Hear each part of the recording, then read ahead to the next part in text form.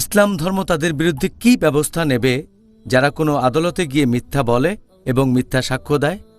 আদালতে মিথ্যা সাক্ষ্য দেওয়ার প্রসঙ্গে যদি বলেন, আল্লাহ পবিত্র কোরআনে বলেছেন সূরা নূর অধ্যায় নম্বর 24 আয়াত নম্বর 4, যদি কেউ কোনো মহিলার পবিত্রতা বা শুদ্ধতা সম্পর্কে মিথ্যা অপবাদ দেয় এবং যদি 4 জন সাক্ষী হাজির না করে থাকে, তাকে তাহলে 80 বার কশাঘাত করা হবে।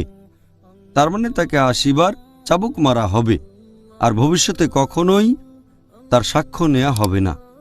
তাহলে কেউ মিথ্যে সাক্ষ্য দিলে তার শাস্তি হবে এরকম। এছাড়া আরেকটা হাদিস আছে সহিহ বুখারী খণ্ড নম্বর 3 বুক অব উইটনেসেস, হাদিস নাম্বার 2654। সাহাবীগণকে আমাদের নবী মুহাম্মদ সাল্লাল্লাহু আলাইহি ওয়াসাল্লাম বললেন, সবচেয়ে মারাত্মক পাপ কোনটা সেটা কি তোমাদের বলবো? সাহাবীগণ উত্তর দিলেন, বলেন হে আল্লাহর রাসূল। মুহাম্মদ সাল্লাল্লাহু আলাইহি ওয়াসাল্লাম বললেন যে 1 নম্বর আল্লাহর সাথে কাউকে শরীক করা, 2 নম্বর বাবা আর মাকে অসম্মান করা। এরপর আমাদের নবী আরও বললেন 3 নম্বর হচ্ছে মিথ্যে সাক্ষ্য দেয়া, এটা গুরুতর পাপ।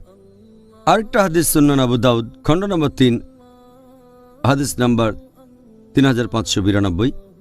প্রিয় নবী মুহাম্মদ সাল্লাল্লাহু আলাইহি ওয়াসাল্লাম বলেছেন যে নামাজ পড়ার পরে নবী ঘুরে তাকালেন আর বললেন, মিথ্যে সাক্ষ্য দেয়া এটা হচ্ছে আল্লাহর সাথে কাউকে শরীক করার মতো গুরুতর গুনাহ। এই হাদিসে মুহাম্মদ সাল্লাল্লাহু আলাইহি ওয়াসাল্লাম বলেছেন যে মিথ্যা সাক্ষ্য দেয়া শিরক করার মতো বড় গুনাহ। এ কারণে এটা হচ্ছে একটা বড় গুনাহ ইসলাম ধর্মে।